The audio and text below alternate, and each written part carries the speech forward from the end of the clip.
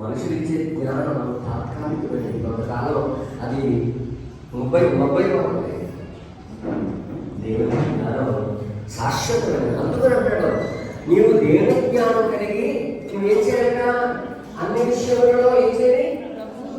దేవుని సంతోషపెట్టాలి. ఎందుకు సంతోషపెట్టాలంటే ఆయనకు తగినట్టుగా నడుచుకోవాలి. ఎవరికి తగినట్టు? చూడండి, ఆలోచించండి. మొట్టమొదటి దేవుడు నీకేమన్నాలి? సంపూర్ణమైనటువంటి జ్ఞానం ఉండాలి, ఆత్మ సంబంధమైనటువంటి వివేకం ఉండాలి, ఆయన చిత్తంలో సంపూర్ణంగా తెలుసుకోవాలి, ప్రతి సత్కార్యంలో సఫలమవ్వాలి.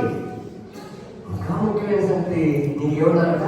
దేవుడి జ్ఞానం ఉండాలి. ఎందుకంటే నీవు చేసే ప్రతి పని దేవుని సంతోషపెట్టేదిగా ఉండాలి, ప్రభువుని బయలుపరిచేదిగా ఉండాలి, కీర్తించేదిగా ఉండాలి, గణపరిచేదిగా ఉండాలి, ఆయన నామాన్ని గొప్ప చేసేదిగా ఉండాలి.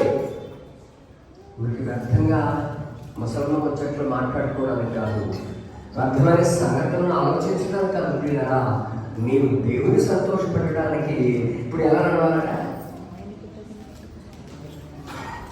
దేవుని సంతోషపెట్టాలంటే ఎలా నడవాలి? ఏమండి? ఇంకా ఎలా నడవాలట? ఆయనకు తగినట్టుగా నడుచుకున్న వాళ్ళని మీకు చాలాసార్లు చెప్పాను. వేసవికాలం రాగానే మన బట్టలు మారిపోతాయి, దుప్పట్లు మారిపోతాయి, ఇంట్లో